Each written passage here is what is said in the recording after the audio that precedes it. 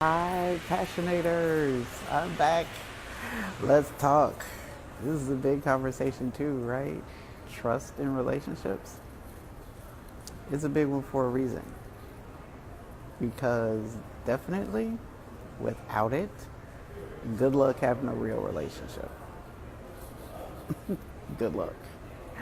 Um, I'm going to wait for a couple of minutes, just a little while, to give some people a chance to come on in.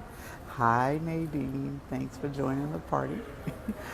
And it is finally a partly sunny day here.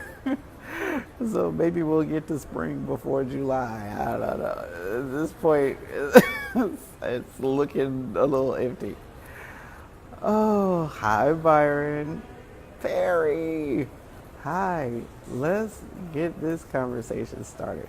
I saw a video this morning that triggered this one for me because I had done a similar video myself a little while ago. And it was about when you're in a relationship with someone who says something to you like, I don't trust you. Now, this could be a new relationship, or maybe not. But they reveal to you that they don't trust you. And when you ask why, you hear something that doesn't have anything to do with you. Or if it does have something to do with you, it's because of a misunderstanding of what actually happened. How does that affect you? Particularly at the beginning of a relationship. That is a classic manipulation. It's one of the red flags that we blow right past very often. Blow right past it. Because when we hear the sob story that usually comes after it, we feel obligated to fix it many times. Particularly if the sob story is real. I'm not saying that horrible things don't happen to people. Definitely not saying that. Because they do. They happen all the time. Everybody has a story about betrayal that is legitimate, that's real, about violation, about pain, about anger, about trust turned against them. That is real. It's not imagined. It's not exaggerated. It's as horrible, if not more horrible, than they tell you it is. And that's still not the point. It's still not the point. If someone tells you that you're in a relationship with, that they don't trust you, and the reason why isn't because of something that you did, or it's because of the way they interpreted what you did, even though that's not what you meant. Example, you say you're going to meet certain day, certain time, certain place. And for whatever reason, you don't. And you wait, I don't know, it's an hour after the time you're supposed to meet before you contact them. But you do contact them and you explain whatever the problem was. You explain it, whatever it was. And they choose to believe something different. They choose to believe that you're lying. They choose to believe that you were doing something else and now you're just trying to cover it up. And you know you don't have a history of doing that. You know that. You know they cannot legitimately roll out a scroll of times when you were an hour late for something that you had planned with them because you were somehow betraying them. You know that they can't legitimately do that, but that's what they tell you because that's what everybody does. You know, everybody lies. Whenever anybody's late for anything like that, it's because they were lying. Period, paragraph, end of story. And that's just how they see things. So it really doesn't matter what you do or what you don't do. That's how they choose to believe what you did. That's how they process it. That isn't about you.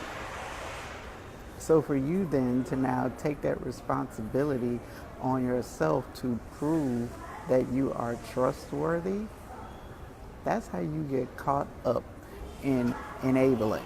That's how you get caught up in being manipulated. That's how you get caught up in trying to rescue somebody who isn't trying to be saved. They're not trying to be saved. They're just trying to be served. They're just trying to get you to do whatever it is they want you to do without having to make the investment to earn it. It's how they keep you jumping through hoops that never end. Well, maybe, yeah, you came through this time, but I still don't trust you. Now do this. Yeah, I know you showed up that time, but I still don't trust you. Now do that. That's how you get caught up like that. That's how it happens. And you can stay in that loop for years. For years. At any time you think about trying to get out of the loop, trying to get off the hamster wheel, that's when you get hit with the sob story again. And that's when you get guilted into staying on the wheel. How can you do this to me? You know what happened to me. I broke down and showed my vulnerability to you, and now you're using it against me. How can you do that? That's a manipulation.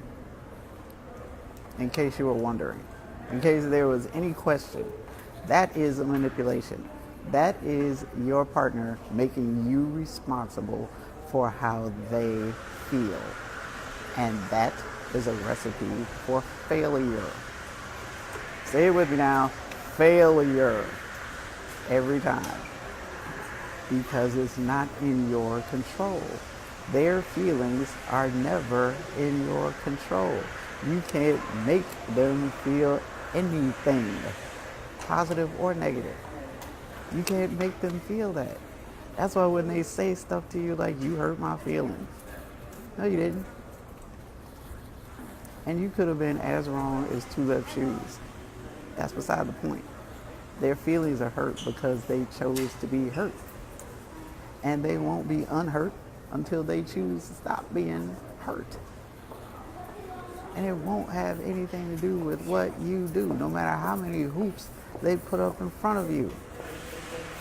So when somebody tells you they don't trust you, and it has something to do with somebody other than you, maybe it's their history. Maybe it's just some of the baggage that they haven't unpacked yet. Maybe they had a horrible childhood. Maybe something happened to them then, and now they don't trust anybody. It's not just you, they don't trust anybody. So if anybody tells you that, then understand that you are in a losing situation. Losing. You're not going to win that one. You can't perform your way out of this one. There is no happy ending for you if you choose to stay in this situation. There is no happy ending. There is no level of performance or perfection that is going to earn you the magical, mystical unicorn status of being trustworthy to somebody who isn't going to trust you anyway. To somebody who doesn't trust anybody. When people like that actually get into relationships with people who are willing to try to prove them wrong, that's their winning Powerball ticket. That's what that is. They will keep going until they get into a relationship with somebody who will do that. That whole sympathy thing, yeah, they'll play that one. They will wring that one dry.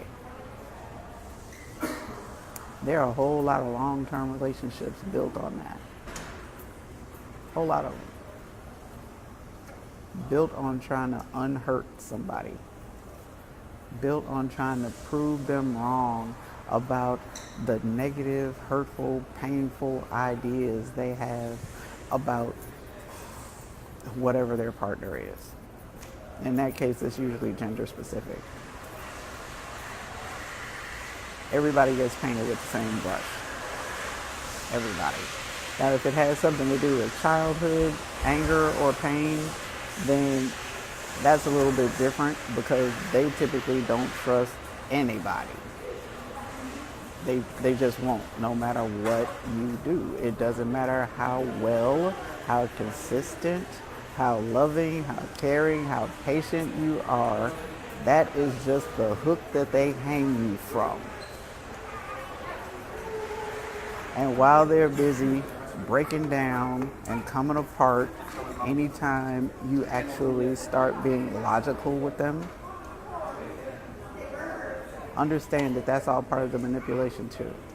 There's no real sorrow, there's no real remorse, and there's definitely no revelation.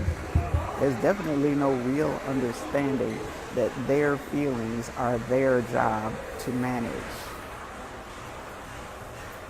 Their feelings are their job to manage. They aren't your job. You can't tie that S on your chest tight enough to rescue them. Can't be done. This isn't a reflection on you, and it doesn't have anything to do with your value as a partner or even as a person. It's just an impossibility. Nobody can manage another person's feelings for them. So when you catch yourself up trying to, you set yourself up for failure. And that is a big reason why so many of us have such toxic relationship histories. Because we're on one or the other side of that equation. Either we're the one who's been wounded and we're the perpetual victim, or we're the one who's trying to rescue them from hurt that they just won't let go of. But either way, we're miserable. We're miserable and we know it. But we won't change it because we're still waiting for the other person to change. Don't get caught in the trap of trying to prove yourself. That is a trap. It is a manipulation. It is somebody trying to get from you something that you may not want to offer, something that may very well work to your disadvantage because they can. Because it's what they've been doing probably their entire lives. Because they refuse to take any responsibility for who they are or how they show up. And it's much easier to put all that responsibility on you.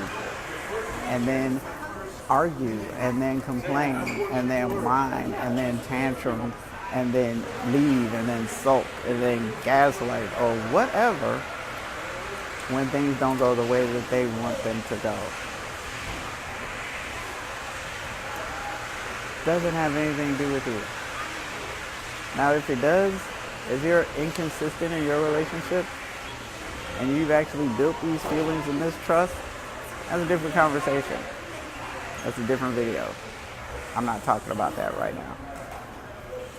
Right now, I'm talking about the situation where you know that you haven't done anything to warrant not being trusted, and your mate doesn't trust you anyway. That's a big problem. I see it frequently, so I know it's a huge problem where I'm not saying that. But just understand that if you're the one who isn't trusted and you haven't earned that, it is not going to stop. You're not going to wake up one day and your partner magically has this epiphany where they understand that they have treated you unfairly for however long you've been together or however long you've been on this hamster wheel. Understand that. That's what's not going to happen. That's what is not going to happen. So now you have a decision to make. If you decide to stay and stay on that hamster wheel, then don't complain about it. Just accept it for what it is and do what you do. Just understand that that's going to be your life going forward. If, on the other hand, you want a different dynamic, you have two options. You can refuse to take responsibility that you've been taking in the past and start behaving in a way that actually serves you rather than disserves you. Or you can refuse to take responsibility that you've been taking in the past and start behaving in a way that serves you rather than disserves you and leave the relationship. Those are your only two options. Now then, will they be effective? Sure will. Will you still be in the same relationship? I don't know. But until you're willing to go forward with the possibility that you may not be, then you'll be stuck on that hamster wheel. Until you start trusting. Until you start trusting the process. Until you start trusting your path. Until you start trusting your own heart. Until you start trusting what love is instead of what you've been pretending it is, then nothing's going to change for you. And it won't be love's fault. It will be the choice that you made.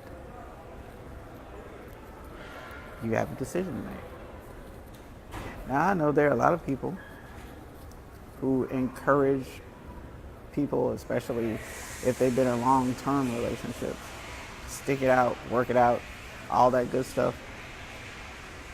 Yeah, I'm not her.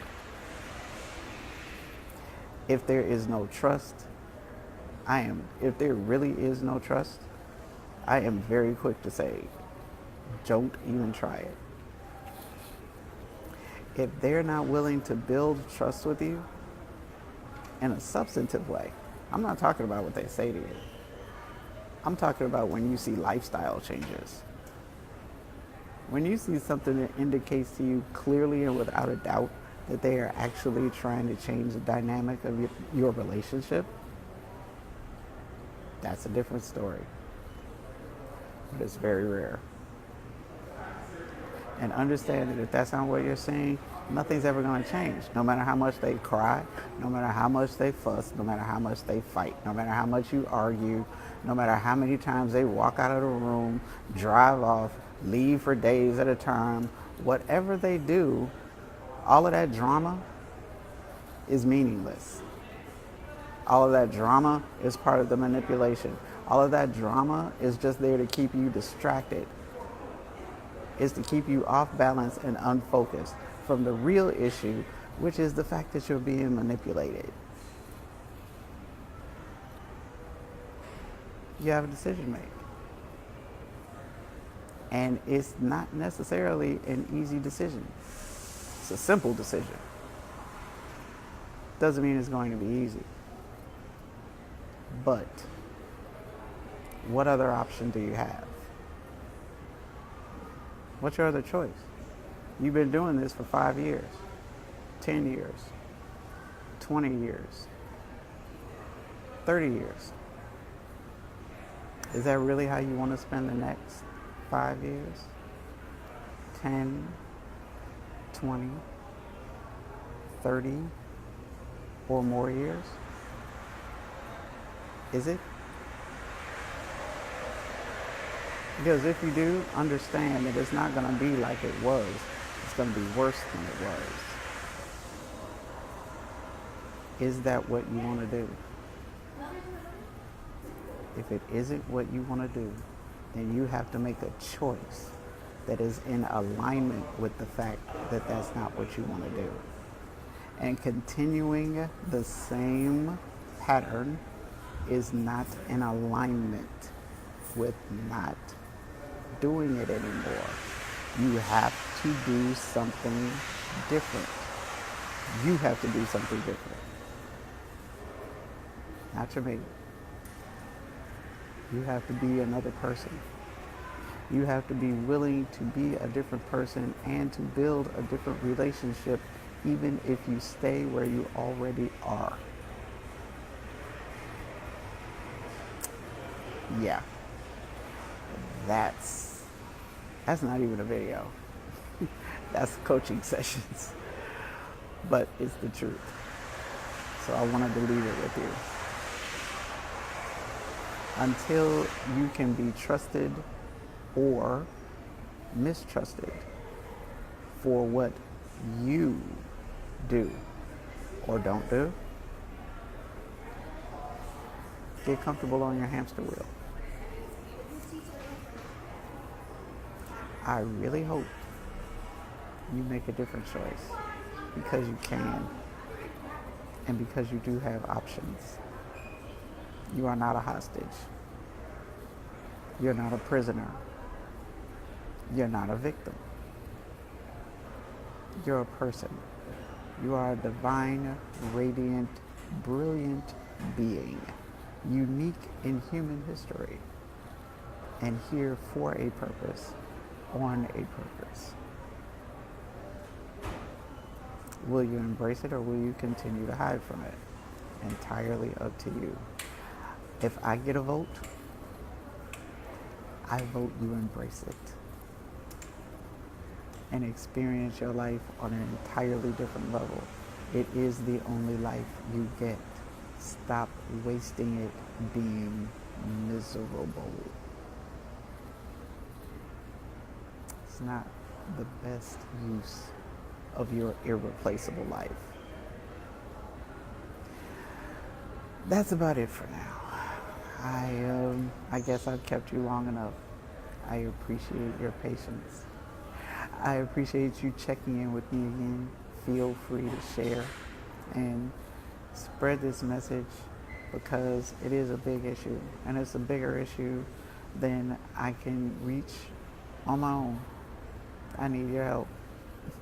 So help me reach out to people that may not be connected to me here because they're living a misery they don't have to live either.